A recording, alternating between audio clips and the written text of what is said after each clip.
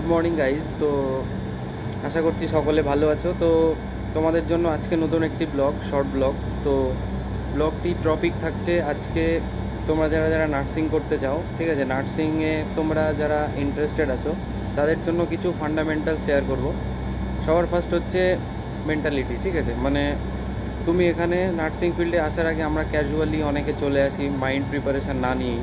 হয়তো অনেকে ভেবে নিই যে নার্সিং ফিল্ডটা খুবই ইজিলি আমরা এখানে অ্যাচিভ করে ফেলবো এটা, কিন্তু অ্যাকচুয়ালি বিষয়টা একদমই অমনটা নয়।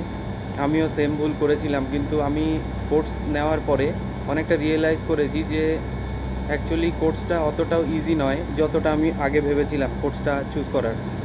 তো অ্যাকচুয়ালি এখানে আসতে গেলে তোমাকে সবার ফার্স্ট মেন্টালি প্রিপারেশানটা খুবই ইম্পর্ট্যান্ট। তুমি কতটা অ্যাক্টিভ থাকতে পারবে তোমার এই ফিল্ডে সেটাও একটা ম্যাটার করবে।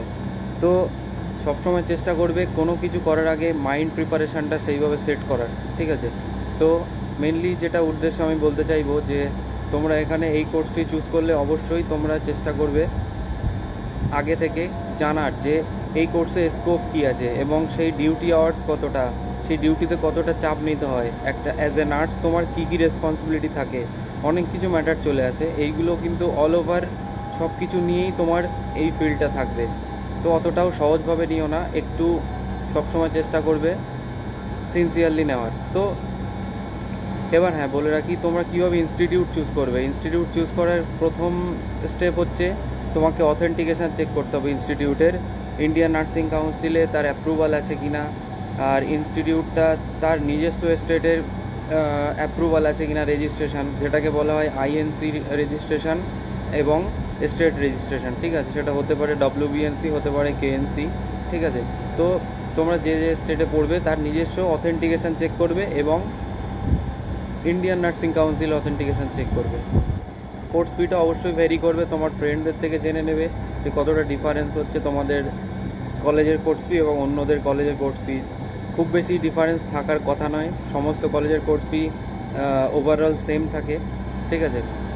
কিন্তু ডিপেন্ড করবে, ওয়েস্ট বেঙ্গলের ক্ষেত্রে একটু বেশি ডিফারেন্স থাকতে পারে, কারণ ওয়েস্ট বেঙ্গলে একটু কোর্স ফিটা বেশি, ঠিক আছে। কিন্তু বর্তমানে তোমরা যদি যাও তাহলে আমার মনে হয় ওয়েস্ট বেঙ্গলেও এখন কোর্স ফি কমে গেছে, তোমরা যদি খোঁজ নিয়ে থাকো। তাহলে আমি যেটা বললাম, তোমরা প্রথমে কিন্তু মাইন্ড প্রিপারেশানটা বেশি ইম্পর্ট্যান্ট, ঠিক আছে। অত সহজে ক্যাজুয়ালি চুজ করবে না। আমি এই টপিকে সেপারেট টপিক নিয়ে আলোচনা করব যে নার্সিংয়ে তোমরা, তার আগে আমি জানতে চাইবো যে তোমরা কী টাইপের মানে টপিক নিয়ে তোমরা জানতে ইচ্ছুক, তাহলে আমি একটু সুবিধা হয়, তোমরা কমেন্ট করবে। আজকে শর্টলি আমি শেষ করছি কারণ আমাকে ডিউটি যেতে হবে। তো ততক্ষণে তোমরা অবশ্যই ভালো থাকবে এবং সুস্থ থাকবে। জয় হিন্দ।